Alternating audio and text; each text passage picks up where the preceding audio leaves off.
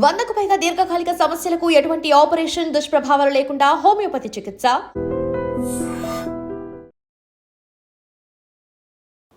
Welcome to I dream. నేను Udayasri. Asthma రావడానికి ప్రధాన కారణాలేంటి, ఆస్తమాకి హోమియో మెడిసిన్ ఏ విధంగా పనిచేస్తుంది తెలుసుకుందాం. హోమియో కేర్ ఇంటర్నేషనల్ నుంచి డాక్టర్ సందీప్ గారు ఉన్నారు, మాట్లాడదాం. నమస్తే అండి. నమస్తే అమ్మా. ఆస్తమా అనేది పిల్లల్లో చూస్తాము, పెద్దల్లో చూస్తాము. అసలు ఎందుకండి ఆస్తమా వస్తుంది?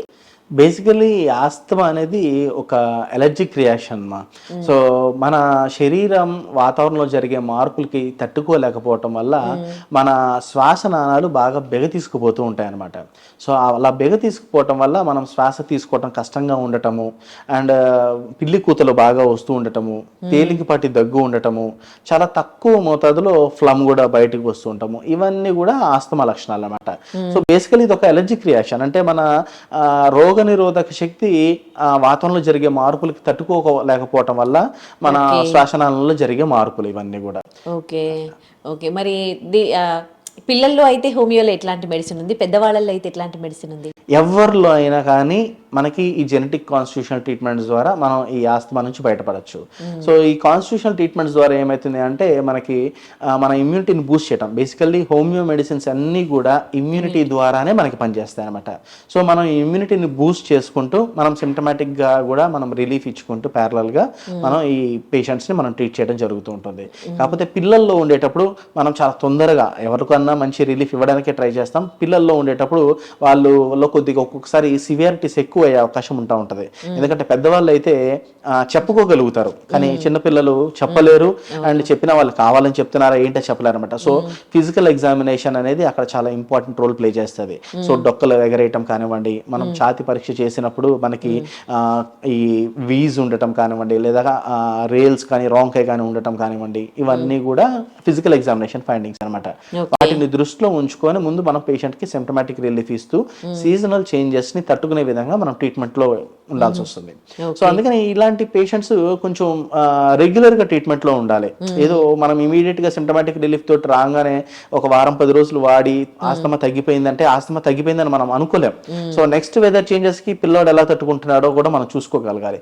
కాబట్టి డాక్టర్ సలహా ప్రకారమే మనం మందుల్ని కొంచెంగా ట్యాపర్ చేసుకోవాల్సి ఉంటుంది. సో రెగ్యులర్ గా మనం మందులు వాడుకోవాలి. అప్పుడు మనం శాశ్వత పరిష్కారం ఉంటుంది.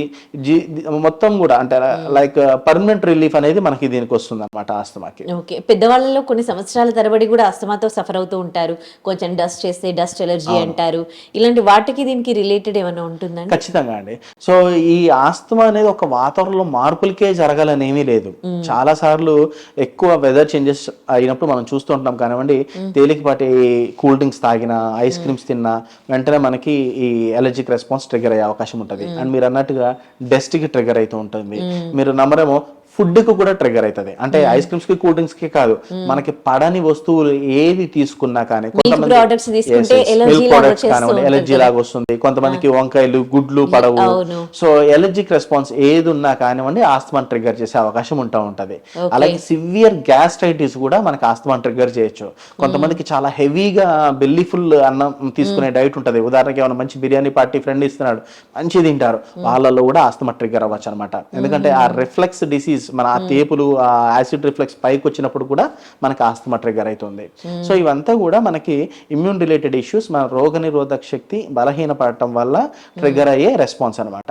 సో అందరిలోనూ ఈ లోవర్ రెస్పిరేటరీ ట్రాక్టే ట్రిగర్ అవ్వాలని లేదు. కొంతమందికి అప్పర్ రెస్పిరేటరీ ట్రాక్ట్ ఎఫెక్షన్స్ కూడా రావచ్చు. ఉదాహరణకి సైనసైటిస్ కానివ్వండి, ఏడినోయిడ్స్ కానివ్వండి పిల్లల్లో, లేదా టాన్సిలైటిస్ కానివ్వండి, ఇలాంటివన్నీ కూడా మనకి ఈ ఎలర్జిక్ రెస్పాన్స్ లానే మనం కన్సిడర్ చేయాల్సి ఉంటుంది అనమాట.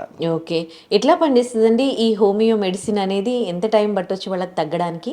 ఇట్ డిపెండ్స్ అండి. వాళ్ళకున్న క్రానిసిటీని బట్టి, వాళ్ళు ఎంత కాలంగా సఫర్ అవుతున్నారు అండ్ ఎంత తీవ్రంగా ఉన్నారు అనే దాన్ని బట్టి ఆధారపడుతుంటుంది.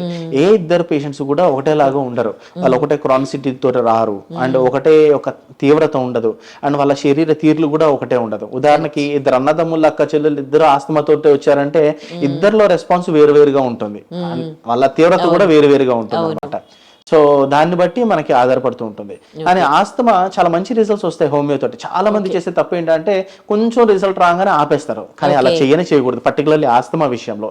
సో వెదర్ చేంజెస్ కి టాలరేట్ చేసుకుంటున్నాడా లేదా అని చూసుకోవాలంటే మనం అట్లీస్ట్ వెదర్ చేంజెస్ జరుగుతున్న రోజులు మనం ట్రీట్మెంట్ లో ఉండి డాక్టర్ పర్యవేక్షణలో ఉండి గ్రాడ్యువల్ గా తగ్గించుకునేటప్పుడు దీని బెనిఫిట్స్ చాలా ఎక్కువ కాలం పాటు మీరు ఎంజాయ్ చేయొచ్చు అనమాట. Okay right, thank you so much అండి.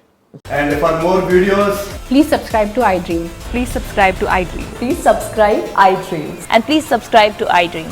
For more videos, subscribe to iDream. please like, share and subscribe to the channel. Congratulations, iDream. Subscribe to iDream. Subscribe to iDream.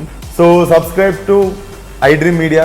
iDream ki iDream team అందరికి huge congratulations. Please subscribe iDream Media. Please subscribe to iDream. Subscribe iDream. Please subscribe to iDream. iDream అంటే నా కళల channel subscribe చేసుకున్న నోరు తిరుగుతలేదు, మీరైతే గంట గుర్తు కొట్టండి. For more such videos, please subscribe to iDream.